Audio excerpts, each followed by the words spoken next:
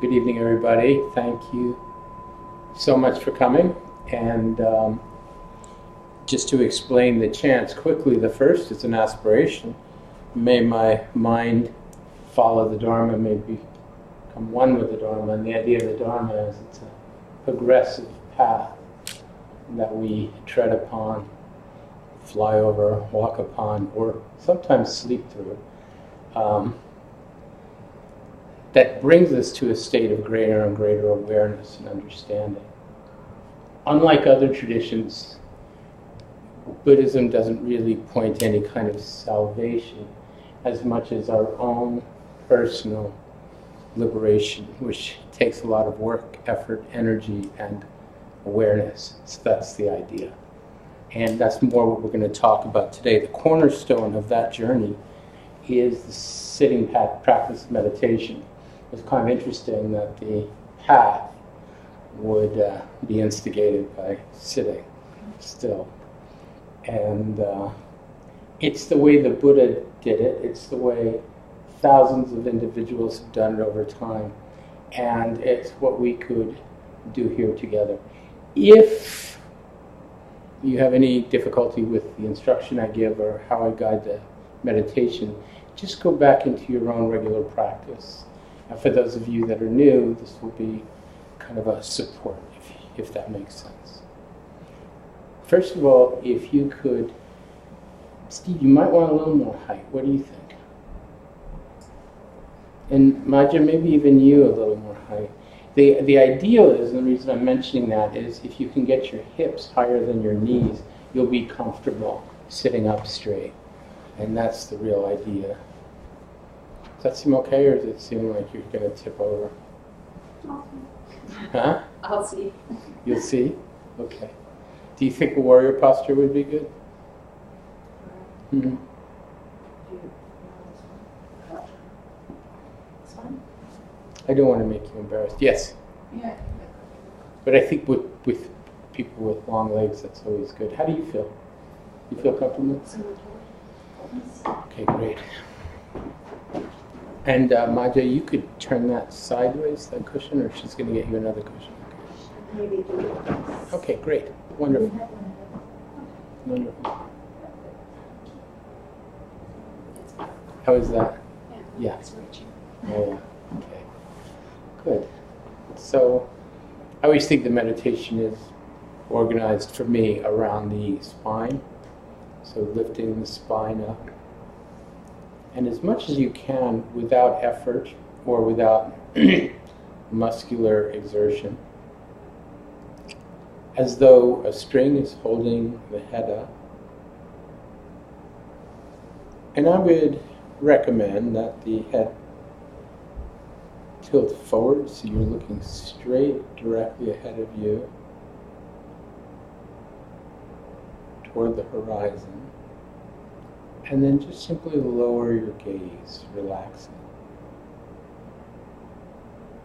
Shoulders back. To promote that, your hands could be on your thighs. If you have different variants that you use you're comfortable with, I think that's fine, of course. Legs loosely crossed.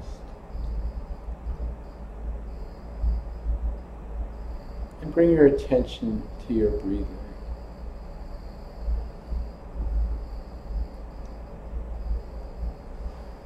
I wanted to point out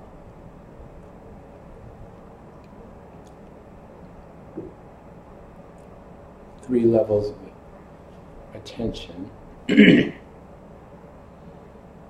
First would be your cognitive attention, so bringing your attention to your breath means moving your mind to the breath.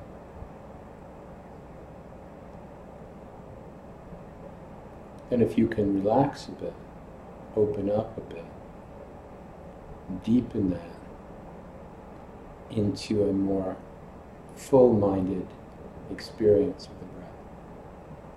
You're actually feeling the breath.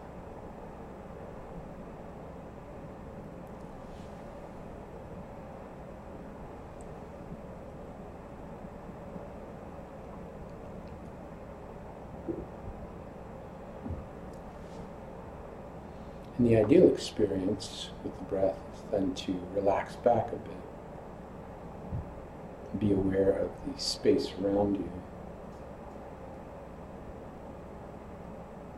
And just let the breath be.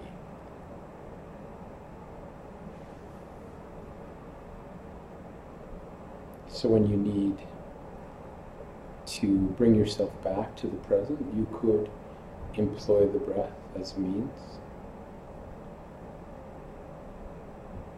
Simply bring your attention to the breath and then open your heart to the experience. And then just relax.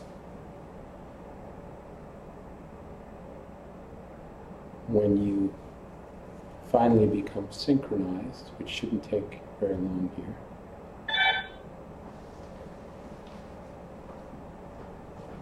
the breath will occupy perhaps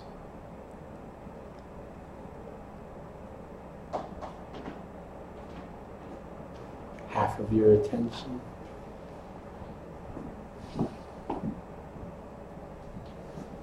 And the atmosphere around you, space, your body,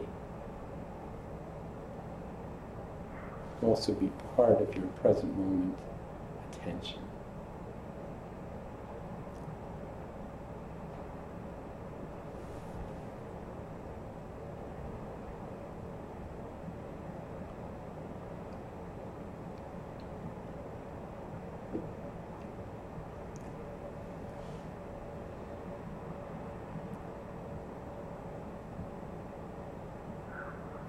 The eye gaze lowered could be 3 to 5 feet in front of you. And the gaze in this meditation indicates resting the mind rather than focusing, concentrating. Those are other kinds of disciplines, and they're quite arduous. This is much simpler. Just simply resting the mind. So imagine the gaze is diffused. Or don't imagine, just allow the gaze to be diffused, and then imagine you can see the periphery around you.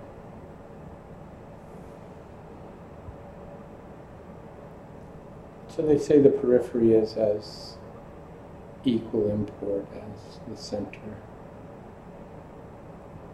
And then just let that go. What's important here is that we're not grabbing. We're not looking. We're not trying to influence the mind toward figuring anything out.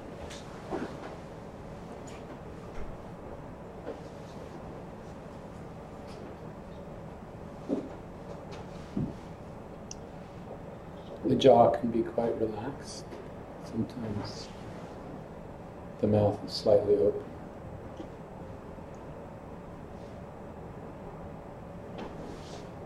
A fine point in the traditional teachings is that you could rest your tongue behind your top teeth, the rear of your top teeth.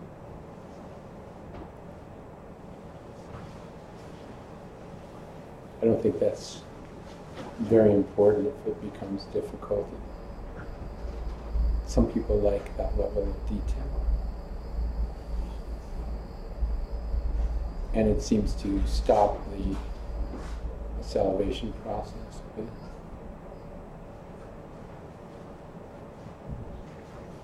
Relax the jaw, throat,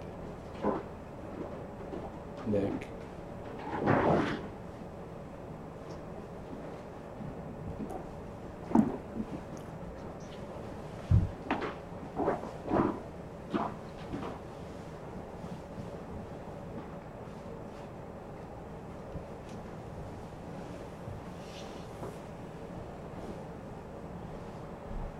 And bring your attention now closer into the breath.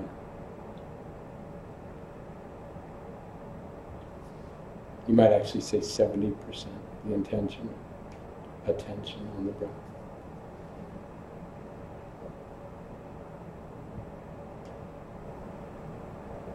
%20 on your body and the environment.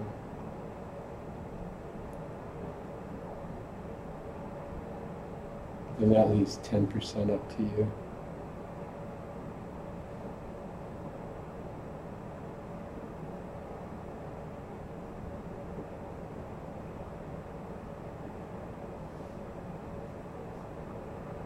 And bring your attention to your breath. And relax into that breathing. And go beyond mental attention into the actual experience, feeling the movement of the breath in the body.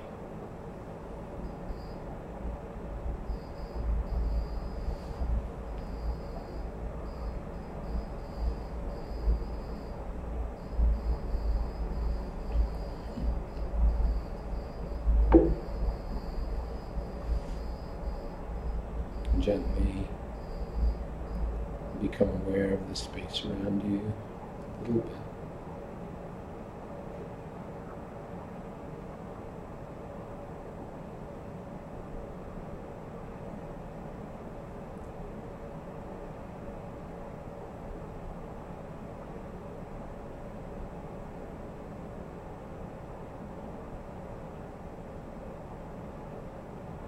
And any time you find difficulty, distraction, doubt, or discouragement, simply come back to the breathing. Redirect the mind to the breath. And as I've said, drop into the breath and experience it as a way of sealing your commitment.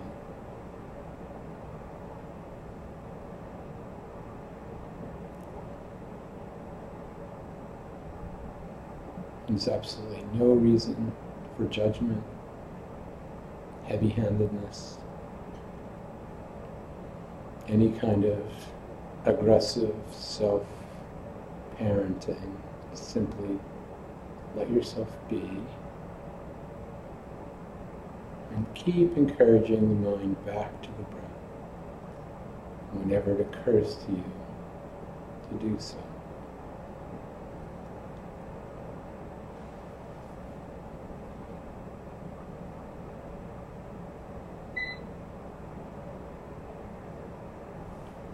Finally, for those of you newer to meditation, please don't try to control the mind. Clear the mind of your thinking. Change your thinking into anything that you feel might be more appropriate. Just let yourself be. And direct yourself back to the breath as often as you remember to do so.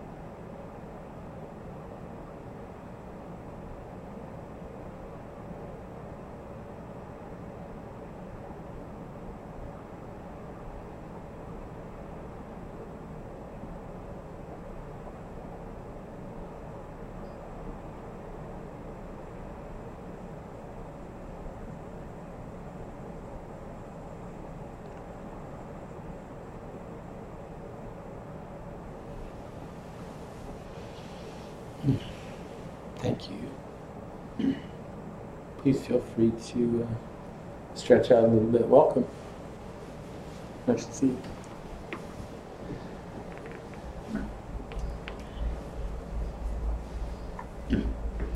Just a quick, did anybody attain enlightenment during that period?